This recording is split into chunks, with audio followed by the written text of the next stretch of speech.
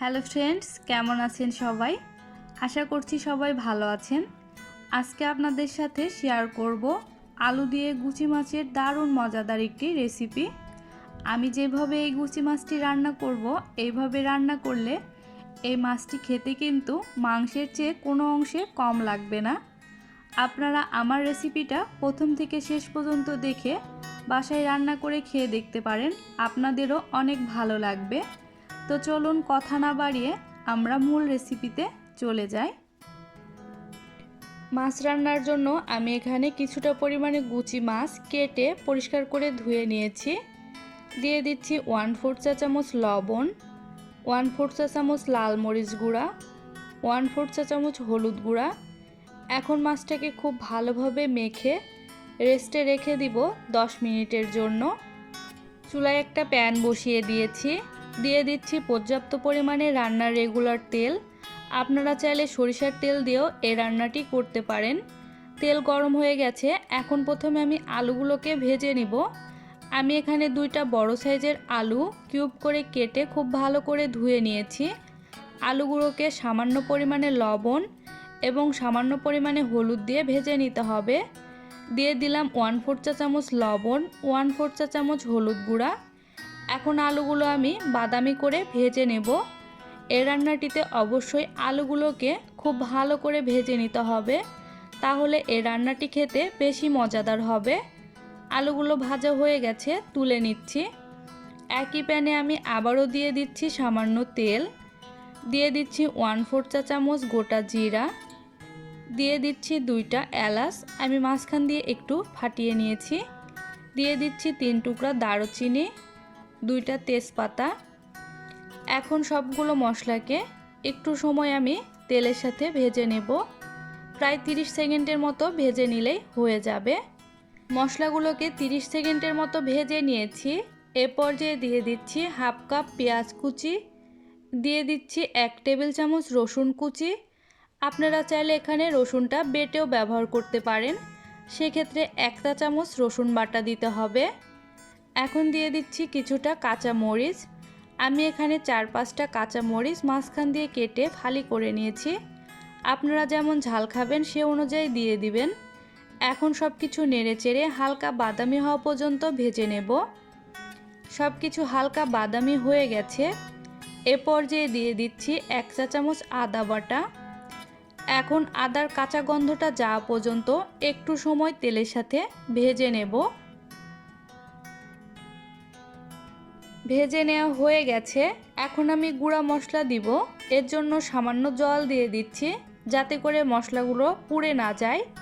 দিয়ে দিচ্ছি 1/2 চা চামচ লাল মরিচ গুঁড়া, 1/2 চা চামচ জিরা গুঁড়া। আপনারা যেমন ঝাল খাবেন সে বুঝে লাল মরিচ গুঁড়াটা দিয়ে দিবেন। দিয়ে দিচ্ছি 1/2 চা চামচ হলুদ গুঁড়া, দিয়ে দিচ্ছি 1 চা চামচ ধনিয়া গুঁড়া, দিয়ে দিচ্ছি পরিমাণ মতো লবণ। এখন মশলাটাকে খুব ভালোভাবে কষিয়ে নিতে হবে।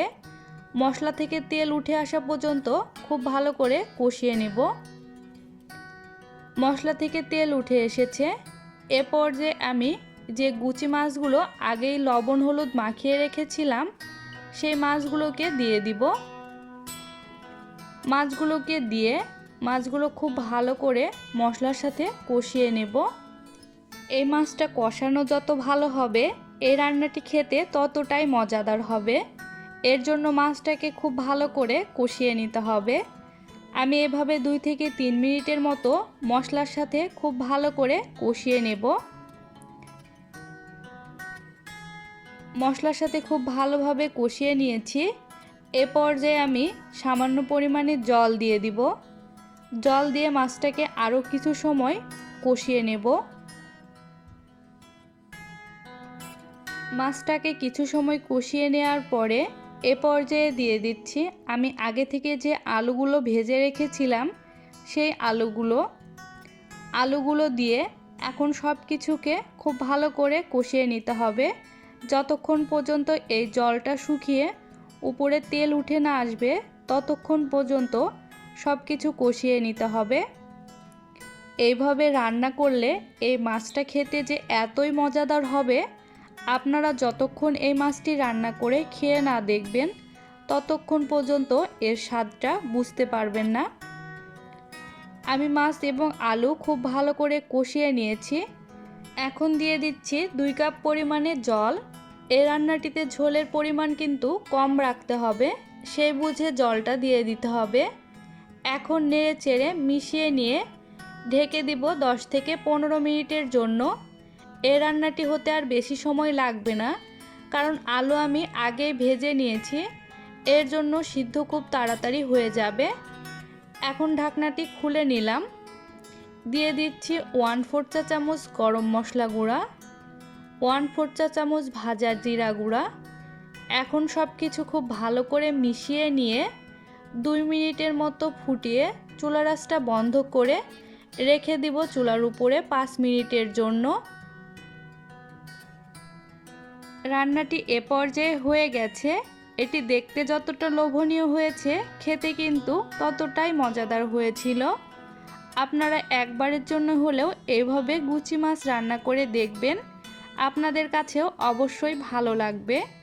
আমার রেসিপিটা কেমন লাগলো তা আমাকে কমেন্ট করে জানাবেন। আমার চ্যানেলে যদি নতুন বন্ধু হয়ে থাকেন, চ্যানেলটি সাবস্ক্রাইব করে পাশে থাকা বেল বাটনটি অন করে দিবেন, যাতে করে নতুন কোনো ভিডিও দেওয়ার সাথে সাথে নোটিফিকেশন পেয়ে যান। ভিডিওটি যদি আমার ফেসবুক পেজ থেকে দেখে থাকেন, তাহলে আমার পেজটিতে একটি লাইক দিয়ে পাশে থাকার অনুরোধ রইল। আজকের মতো এই পর্যন্তই। সবাই ভালো থাকবেন, সুস্থ থাকবেন। দেখা হবে পরবর্তী ভিডিওতে।